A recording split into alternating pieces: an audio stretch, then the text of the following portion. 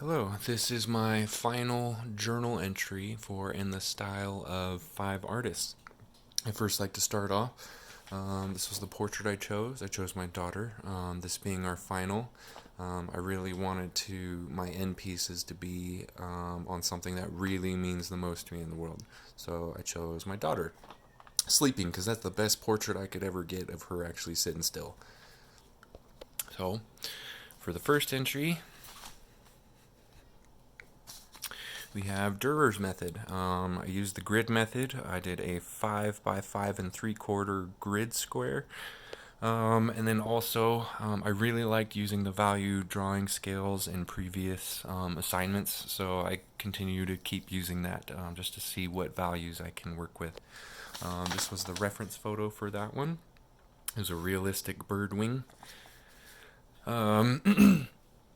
So for this one, I really tried to avoid using any hard lines, especially for like the nose and around the eyes, and I am surprised I was able to do it. I think this was my favorite one because it took me the longest, and it actually turned out to look really. I think it looks amazing. I love how this one turned out. And for my next artist, we have Picasso. Here's my reference painting. For his, I put the portrait of my daughter underneath, and then it was really well lit up underneath, and then I just decided to draw some shapes around significant features of my daughter. And then I like the eyes over here, so I really wanted them to stand out over here again, so I drew them in some crazy triangular shapes, and this turned out really cool. I obviously went for a cool color scheme. I started with the hair right here. I wanted to go from this dark purple, and then kind of get lighter as I went to the side. But I gave it an opposite effect on her face. It went lighter to darker, and then I wanted her eyelash to actually bounce up off of her hair, and it actually does stand out on her face as well. And then I kind of went through and kind of gave a little more detailed lines, like around her chin and separation of her hair, and then her nose. And then that was using blue with black, or I think it was purple with black. I'm sorry. But yeah, this is all cool colors. For our next entry, we have Mondrian. This was my reference photo.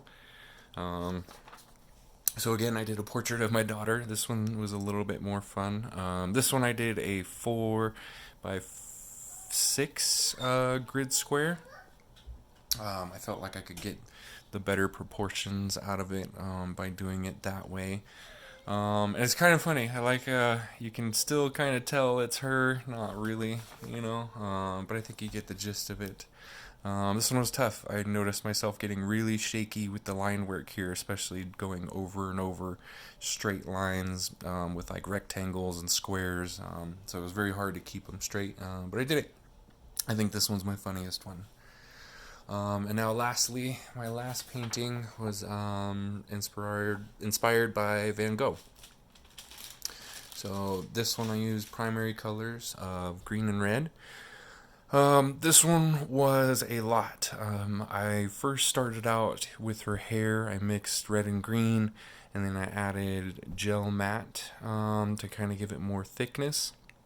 Um, Colored her hair, the red green mixture, and then I went to that same mixture I used on her eyes, and then I colored her face all green. I went with like a two parts, one part of red and green, or green and red, and then a three parts, one part of green and red, and then I colored or I painted it. I'm sorry. And then once I finished painting it, I actually wasn't liking how it was kind of looking. So I know we were supposed to use complementary colors, but I also used white to kind of give it more tint. And it turned out really well. You can actually now see more brush strokes, see it getting from lighter to darker, especially with how it's getting lighter to darker on her face right here. And then for her shirt, this was actually two parts red and one part green. and I kind of colored that the same color. Her hair and her shirt were kind of coming out similar, so I decided to add a little bit of white to that 2 part red, 1 part green mixture and kind of give it just a little bit more texture too. I didn't want it to stand out too much, but I wanted her hair to be able to bounce off of it. And yeah, unfortunately, I wasn't able to get to the Chuck Close painting tonight. This one's still drying, and that one's going to take me well past when my assignments due. These last 2 weeks have been rough. Finals have been rough, but we made it. I'm glad I got to take this class. Glad I got to see everyone else's art journals.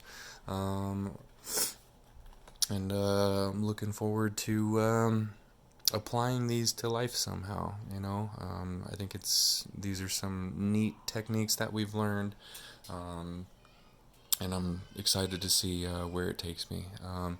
But yeah, that's it. Thank you for the last time.